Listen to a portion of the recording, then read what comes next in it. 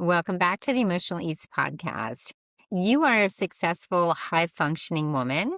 You hold it together, but you're also having that wine or those cocktails, and you're quietly shutting off that stress and that anxiety, maybe not even realizing it's the alcohol that's doing it.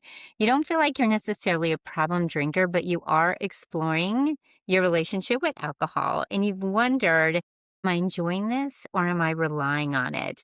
The conversation today with my amazing guest is not about labeling you. It's not about judgment, and it's not even about quitting. So don't leave the conversation. We're not trying to get you to just quit alcohol. We just want you to understand what's happening underneath. So please help me welcome Tansy, the hypnotherapist. Welcome. Hi, Kim. I'm so delighted to be here with you today. It is going to be such a great conversation because my longtime listeners know that I have chosen to give up alcohol, but it was a journey from age 17 to 55 of constantly trying to play with things like moderation, taking time off, coming back. And I also talk Mm. about that relationship with eating. But let's get into you first. If we could just tell the listeners one thing, what would you love for these women to feel when they're done with this podcast? Great question. I think we have more power over alcohol and food than we think we have. And so if we want to make a change, we absolutely can. And it's not about overhauling everything at once, just doing small things to build your confidence and to help you feel like more positive about your future. So good. Let's start with you and your story.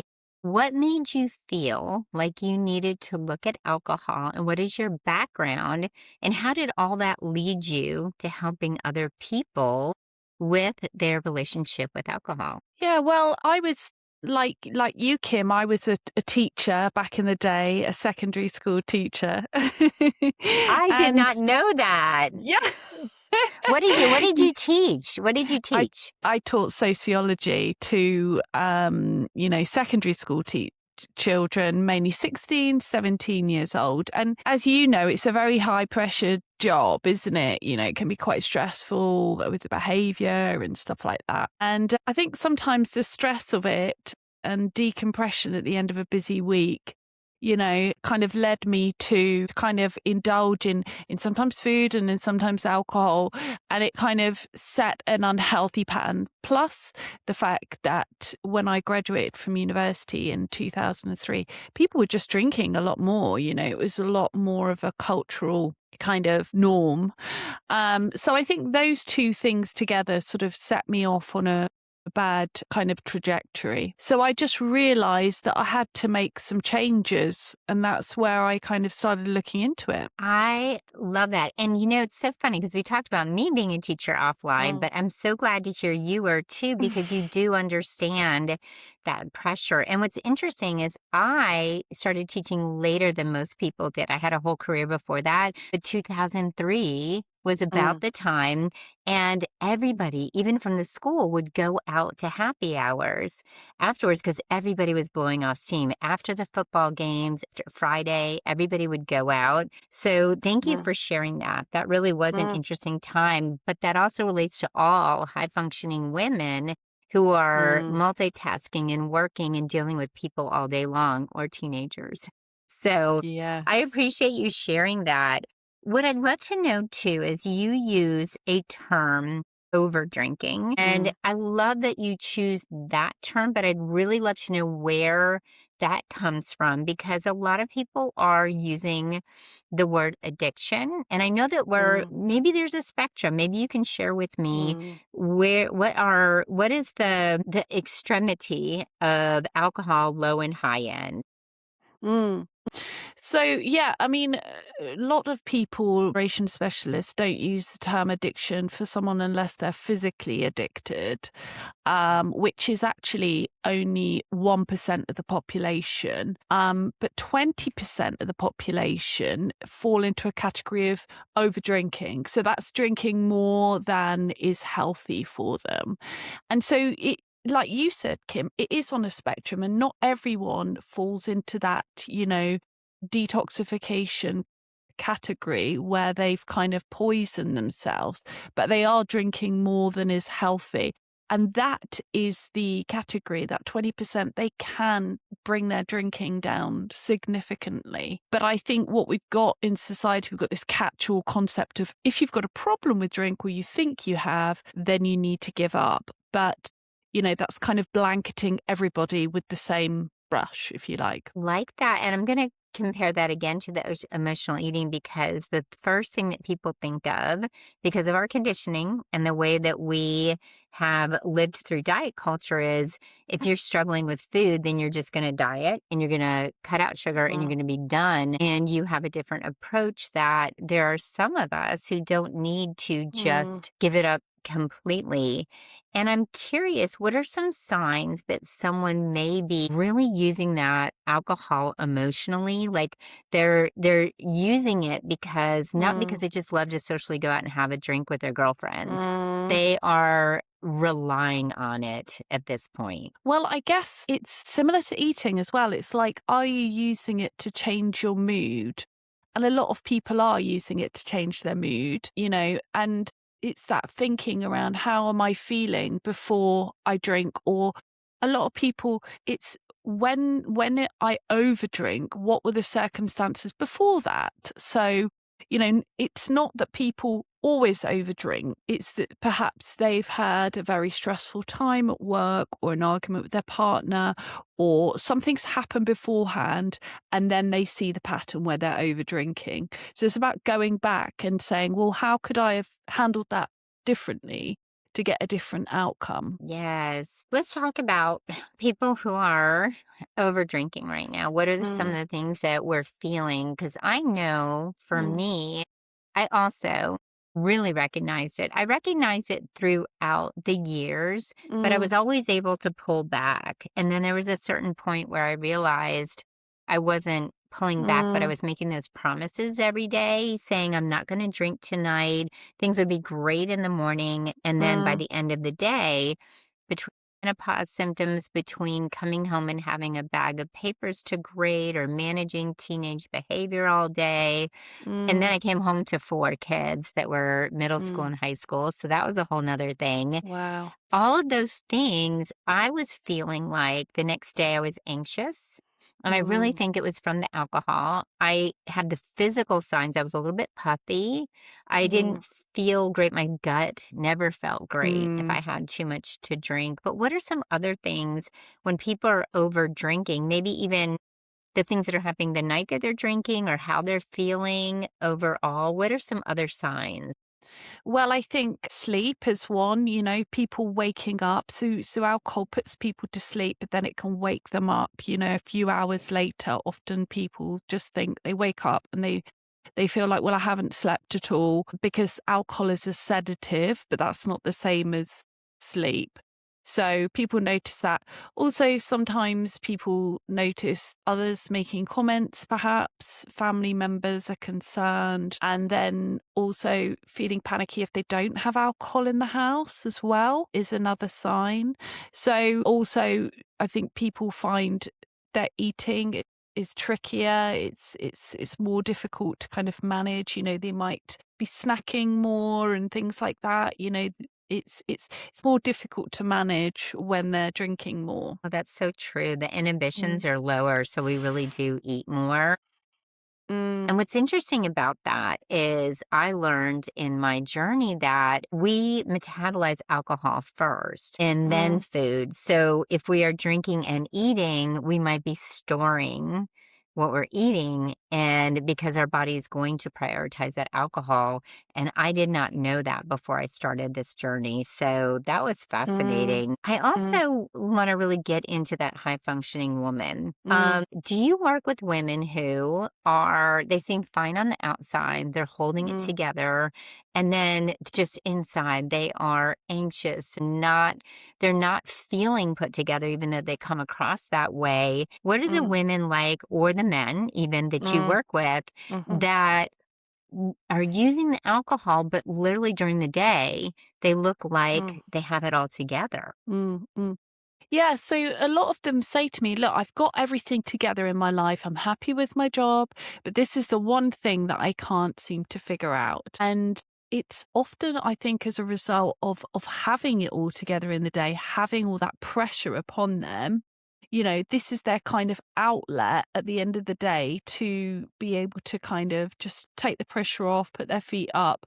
And then if that's their only way of relaxing, then of course it's bound to kind of have, it's bound to not be so positive, isn't it? Because Yeah. then they're not drawing on any other strengths. And so with clients in sessions, we'd be sort of saying, well, how do you dial that down in a day? How do you give yourself more breaks, put less pressure on yourself, and design a day that's supportive rather than depleting, because of course that's going to have an impact later on. You just said two things I have to park on that are so good.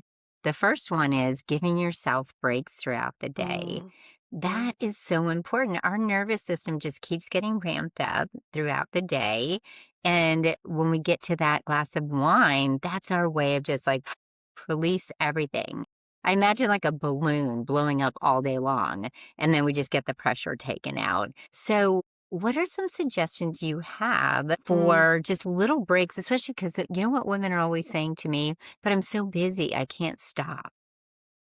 Yeah, so I think thinking about the structure of your day and thinking about what's depleting and what's nurturing. And actually, in my book, for example, there's an activity where you write down what you do during the day, things like reading the news, dealing with difficult people. There's a whole list of things that we don't necessarily even realize is draining us. And then thinking about how we can structure it differently to actually support us more so that we can, really think about that difficult phone call with the family member. How can I decompress after that? Go outside, take 10 minutes, maybe do a breathing activity. I find that clients know the answers. It's not so much about me suggesting things. It's more like, so how could you have a more supportive day? And they're like, oh, I hadn't thought about that. You could just, tweak that and move things around. And of course, there is that guilt, like you referred to, I'm so busy, da da da. But when people just, and you maybe can relate to this, Kim, when you get used to it, it's fine. It becomes normal. It's just getting through that discomfort, because change is always, a bit uncomfortable, isn't it? And change is uncomfortable even with alcohol Mm, because there's so many facets to it. And I love how you talked about things like a difficult conversation with a family member because mm, there's so many layers that we are dealing with that we discount. We think it's not something that we should pay attention to. People mm, pleasing, not saying no or setting boundaries, having to mm, have conflict with someone and how do we handle that so that we're not mm, rewarding ourselves later for making it through? mm, But I mm, love self-care, and I don't mm, love that term. It's just literally taking a mm, moment to yourself throughout the day to mm, prepare. But you said making it normal. That mm, is hard for women to mm, do, to make it normal. But once you do, you realize it's to survive other things in the day. It's not mm, because you're just being selfish.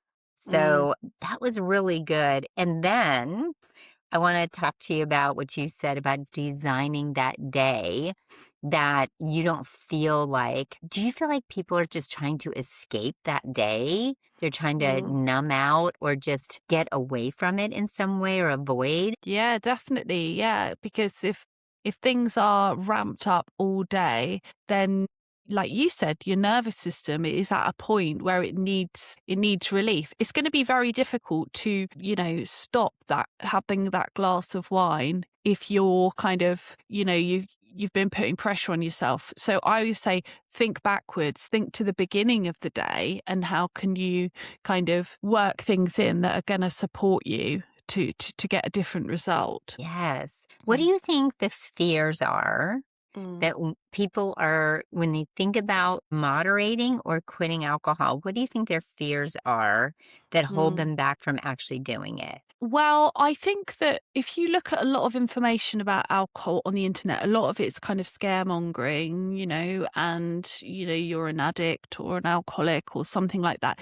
And people get frightened and they just think, oh, I don't want to deal with this. So I'll just, I'll hide from this situation, and they don't actually approach it. Whereas I think we need to be more inclusive and take away the shame by talking about it. And then people can feel like they can actually do something about it. And I'm always amazed with my clients how they can cut down. I have many people who are sort of drinking about a bottle of wine a night, for example, and they cut it down through hard work to a bottle and a half a week, which is huge. And it's not instant, but chipping away, and they're amazed at what they can do. So I always say never underestimate yourself. Would love to get into that. That is Mm. actually one of my questions because I'm an all or nothing person and I really struggle. And I think that that's why food and alcohol for many years had a hold on me because if I Mm, quit, I'm putting that in air quotes, if I mm, quit, my brain was saying, you can never have this again. mm, And if you never have this again, whether it's sugar, a glass of wine, whatever, then if I fell off of it and I had a relapse, and that's a scary word to say because that sounds so serious, yeah. then I would just give up and I would just be right back in the throes of it and probably even worse, to be honest. Mm, So, how do you help people? What is moderation, first of all? Before we even get into mm. that, what does that even mean? Well, moderation is kind of reducing the picture of alcohol in your life. So a lot of people, when it gets a bit out of control, it becomes the go-to thing, the thing that people think about so much. And it's about shrinking its significance so that it's a small and enjoyable part of life rather than dominating. Also, like I said before, if people are drinking a bottle of wine a night, it's going to be making them feel quite under par. Whereas if they're drinking half a bottle 3 nights a week, although that might seem a big jump, over time that becomes more comfortable. So it's about a healthy level of consumption and, an appropriate level of consumption, and also cutting down the amount of time that they're drinking as well, which is relatively simple actually. It's a lot about planning, actually, planning your evening and getting rid of those drinks that you didn't really need and actually savoring the ones that you do want to enjoy on the days when you are drinking, and then often not drinking at all and, coping well and enjoying those days as a reset. So that's kind of, hopefully that's answered your question around moderation. Yes, the thing that you said that just blew my mind was shrinking the significance of Mm, the alcohol. And mm, that really does make a big deal because when we shrink the significance of alcohol or food, and we have other things that we can look forward to, and that's a smaller part of our life, that makes so much sense. Why do you think people who do sober October, dry January, I was one of those people that did that every year. Why do we bounce back with mm. such a bang with the alcohol when we're done with those 30 or 31 days? Well, I think, being abstinent doesn't prepare us for moderation because moderation is a skill set. So I think a lot of people do dry January maybe to say, okay, well, I don't have a problem with alcohol. Or it's going to change my relationship simply by having a break. And actually, that's not true. The only thing that can increase your ability to manage alcohol is learning a moderation skill set. And it is a skill set that has to be tried over time and honed. And going back to your point about, lapsing, I kind of view it as a lapse is not a collapse. It's only a stumble. There's no need to crumble. It's actually a learning point, because I'm sure you found when you had those instances, there was something you could learn from that. Would you say, Kim? Absolutely. And it was always what you said. There was an underlying stress, there was no preparation. and I never took care of what was going on before the Mm. alcohol. Yeah. And it was usually just stress and overwhelm. Yeah, yeah. So again, that comes back to how am I caring for myself?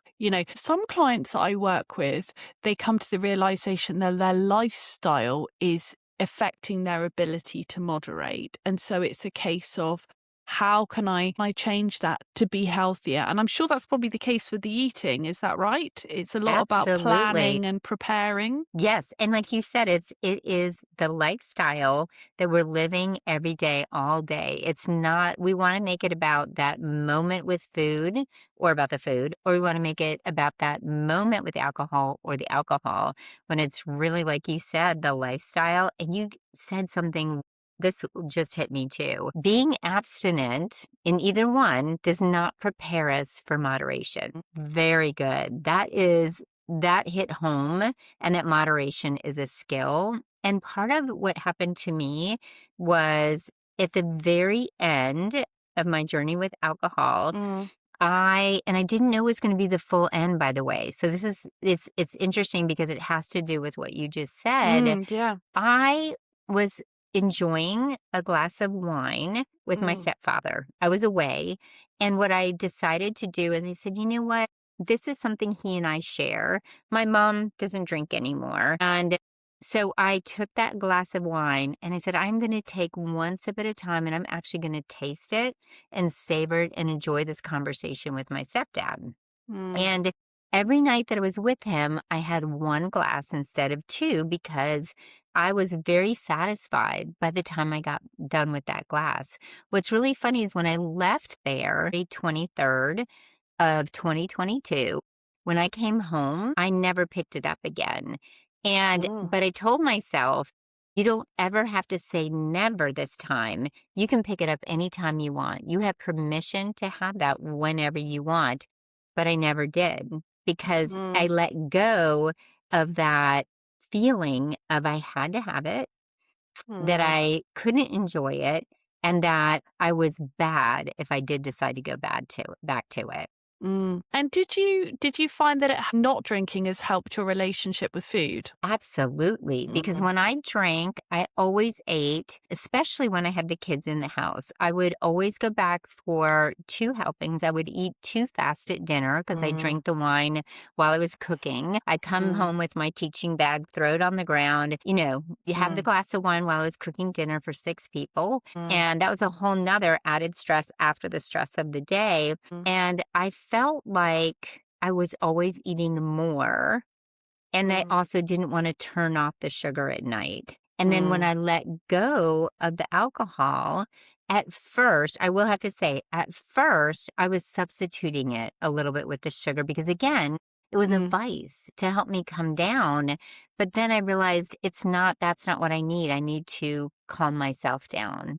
Just mm, exactly what you said. And what you do mm, with your clients is so powerful because that doesn't just help them with alcohol, that mm. helps them with their whole life. Yes, often when people have done with the alcohol, then they start working on the food stuff as well. Because what they notice is when they cut down on the alcohol, they start to feel better and they start to lose weight and they start to feel, like I can make a change here, and they start to get the confidence. So one thing moves to another. And I dare say that's probably similar with your work as well. When people realize they can change, it gives them a real boost of confidence to tick off other things that they want to work on. Exactly. Mm, Okay, let's talk about social pressure. Let's mm, talk about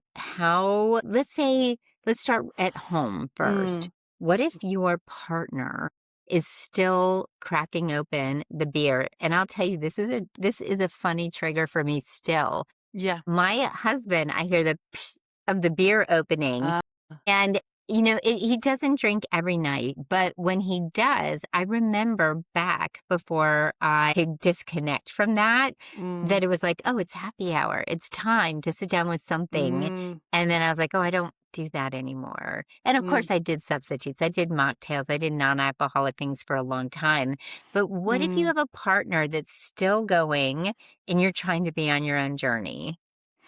Well, I think you've got to remind yourself that's their alcohol. It's not for both of you, which you might have kind of used yourself. And also, I think it comes back to building the commitment as well. And this is something that I do with clients. It's like work out why it's really important for you to change. And we all have different relationships with alcohol. And my partner certainly has a different relationship with alcohol. He can take it or leave it. So when he wants to meet up with his friends once a year, I get a bit triggered. But at the end of the day, he has a very different relationship with it than I do. He can, calm it down when for me, it's not the same. So I think it's Yes. about keeping your intentions for change at the forefront of your mind. Why is it important for you?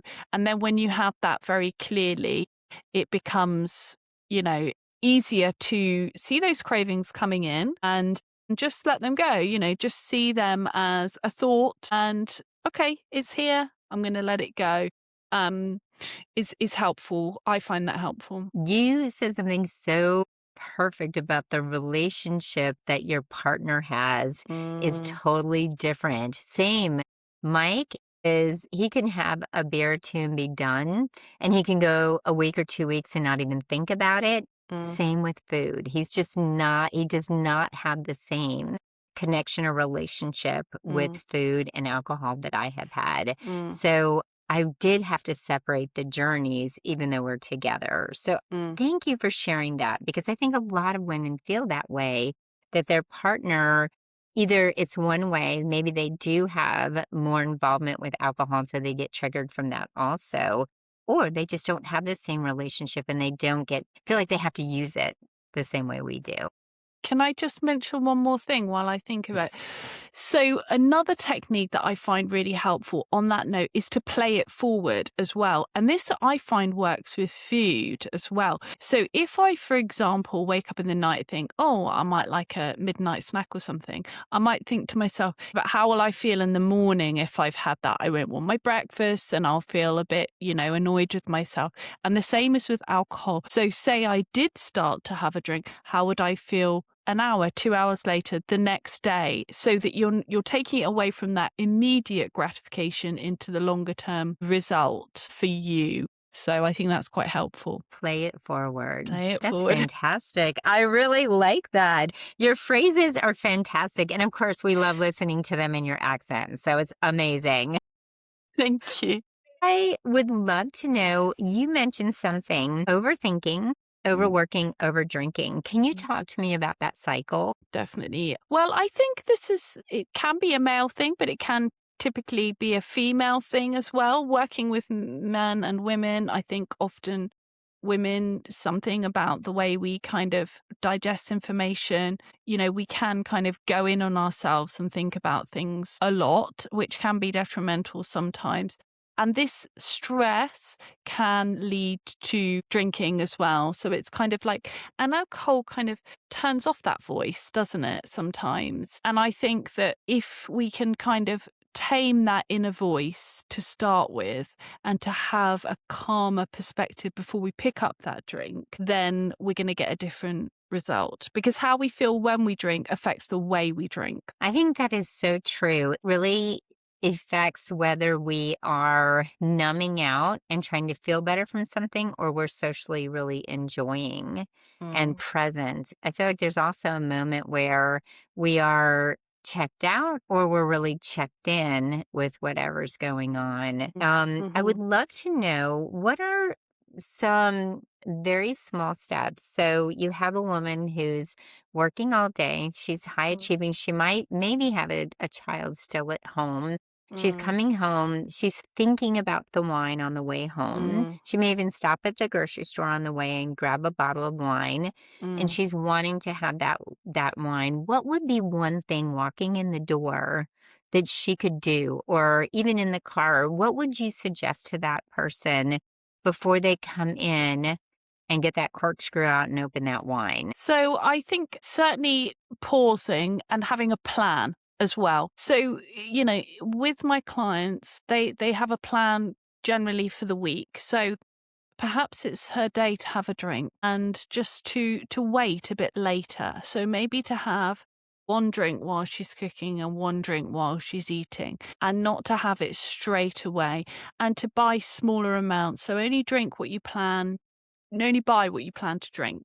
So, I think it's a lot harder, isn't it, when you've got that full bottle of wine in the fridge to resist having the whole bottle. Whereas if you only have a smaller amount, lots of clients say, well, I savor that more. And to sip it slowly, to make sure that they're hydrated before they have a drink as well. And also to have something to eat, because often having a snack helps us to drink slower, to moderate more as well. You mentioned that bottle in the fridge, by the way. Thank you, because that was the challenge I had. If there was an open bottle in my house, it just was a game on. Mm. I had to get into it. And I did say get the cork strap, but we all know there's some really good screw top wines out there too. There is now, yes. There is. Yeah, back in the day, not so good. So you talk about the planning. Do you ever have anyone track what they're drinking? Yes, I think that is something that really helps build awareness. And, it's also builds motivation as well. When I start working with people, I always get them to write down, well, how much are you drinking at the moment? And then see how much you can lower it by. Because the numbers don't lie, and it can be very motivating to cut down slowly, particularly if someone's been drinking over a long period of time. If they think they may be physically addicted, then obviously they have to speak to a medical provider. But for people who are just wanting to cut down a little bit, they can taper, so they can kind of make a plan and maybe drink a little bit less than what they would normally drink, and just do it very gently and carefully, so that it's psychologically and physically it's safer and it's more sustainable for the individual. So good. So talk to us, please, about hypnotherapy, what Mm. that is, and how you use it to help people who are changing their relationship with alcohol. Well, hypnotherapy really helped me to change my relationship with alcohol. Because again, I'll come back to those kind of darker messages that we get around alcohol when we're having issues. Hypnotherapy is something that is future focused, very positive. It allows people to envisage the positive future that they want. And that really spoke to me and gave me hope about my situation. So I always use it for clients to help them think about, where do they want to be? How do they want to feel? What's their life going to be like when they cut down? And then they borrow those feelings from the future. So they start to feel these positive changes in their heart. And then it helps them work towards that future. Oh, that's so good. So, what was, before you decided to do the hypnotherapy, what was the darkest point for you with alcohol? Mm. I think that's a really good question. I think for me, it was after my brother died. So I was drinking Mm. in response to grief. And that led me to want to kind of reach out and to be helped, because it dampened down my nervous system. I wasn't processing grief properly. And so I had to break that connection and actually get help, get some therapy around that. And my family were noticing as well. So it wasn't like I could ignore it. I had to kind of listen to those people around me. But it's good now, because they can see the change in me, and they can see how far I've come, which is really a great source of pride. So good. And I'm sorry about your loss. Thank And I'm you. thankful that you shared that, because that vulnerability, so many people have gone through such hard times and feel bad that they're using Mm, anything to cope. And grief is a very non-linear, very hard process to go through. mm, So I appreciate you sharing that.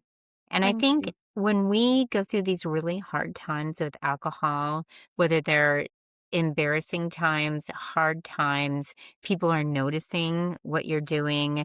You have a moment where you're, not your best self Mm, because you've been drinking. And I mean, even during the drinking, the things that you might say or do.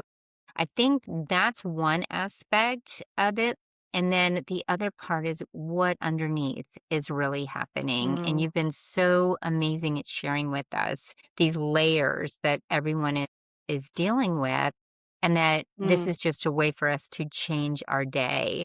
And you're now teaching us how to create a whole new day, mm, shrink that significance, and plan ahead, and to be mm, able to not judge ourselves. I mm. appreciate that you have such a non-labeling, non-judging way of dealing with this. And I'd love for you to share, if someone is listening today and they're thinking, I might be relying on alcohol too much. This is a little bit of a trigger. What is just one thing that they can do today to get started on this journey? I think one thing they could start to do is start to build their commitment. Okay, so to write down the positives that alcohol is giving them, okay, and also to write down the negatives. And once you start and then weight it as well. So maybe your positive is relaxation, and that's really important to you. So that might be innate.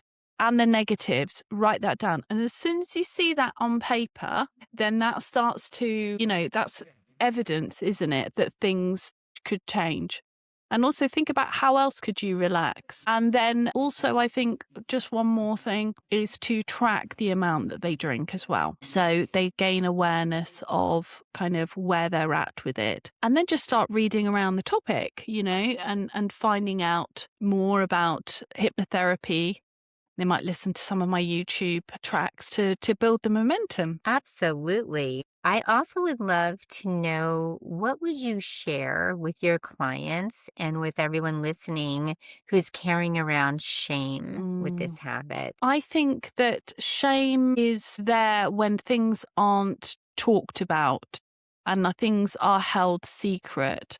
So if there's someone you can share your intentions with, someone you trust, someone that you feel able to talk to, I think I think that's really helpful. And also remember that, you know, alcohol is freely available, socially acceptable, and has been aggressively marketed to us for many, many years. And of course, then we have life stressors. It's not surprising that some of us have these challenges, and it's really not a personal failing at all. Yes. And you just reminded me that when I did let go of alcohol, and I say let go now because I feel like when I was transitioning, quitting was such a harsh word for me. And for me to feel more empowered, Mm, I said let go. But when I did let go of alcohol, we were watching TV. I noticed when Mike and I were watching things like Yellowstone or any major mm, show, there was always everybody was pouring, whiskey, or they mm, were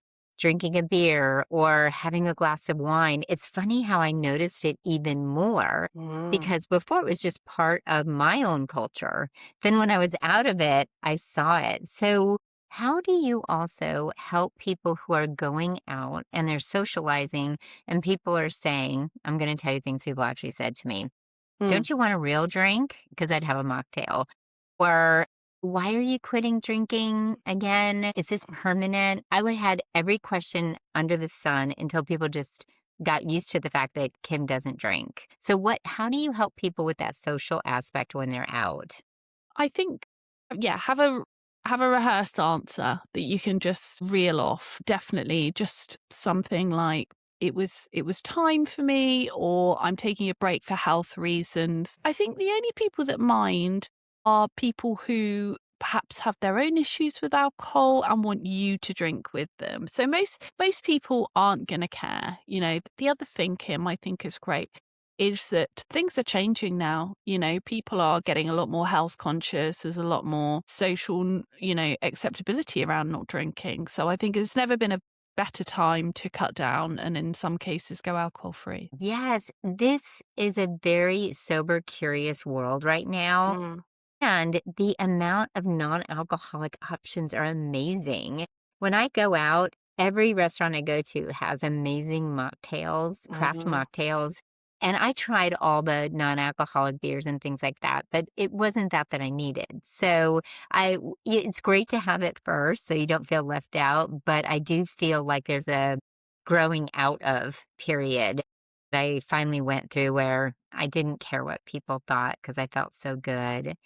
I am so happy you are here today because this is going to help so many people who are in that thinking stage right now where they're contemplating what's going on with their alcohol. They have tried and stopped and started, and this gives them a beautiful middle ground where they're not being forced into being perfect with it. So Tansy, I'm so appreciative of your compassion and really looking into each layer. And I would love for you to tell everyone first about your book. Yes, thank you. So the book is a framework that I use with all my clients. It's the steps that people take to cut down. And each chapter has activities to help people feel better, to assess their triggers, to plan and prepare essentially for cutting down in a really gentle and sustainable way. Many of the chapters have hypnotherapy recordings that are linked to them as well. And I'm working on a course as well with the practical application, which will be coming soon. So I wanted to make it something very accessible, very proactive, and very nurturing and supportive for people. Nurturing, supportive, and sustainable. That's amazing. And I know everyone's excited too that you're going to have a course also. So tell everyone where they can find you, social media and websites, so we can be informed when the course is ready. Yeah, sure. So people can sign up for the course waitlist and it's on the same, so it's 10 steps to drink less and live well. And my website is tansyforrest.com. And also my YouTube is Tansy Forrest as well. So there's lots of sleep and alcohol recordings on there for people to enjoy. That's all free as well. Yes, I actually went out there and I listened to them. Tansy has, as you can hear, the most beautiful voice and accent, and it's very meditative. It just feels so calming. And the ones that you have, the shorts, are perfect too for if you're just sitting in the office or you're sitting to when you need a really quick one. Just hearing the music in your voice is so calming. Tansy, thank you again so much for being here today. Again, just having a very calm, gentle, sustainable way, but also in such a non judgmental way, and for sharing your story. Appreciate you. Thank you, Kim. I really enjoyed our chat today. And for all the listeners, make sure you nourish your entire life today and give yourself grace.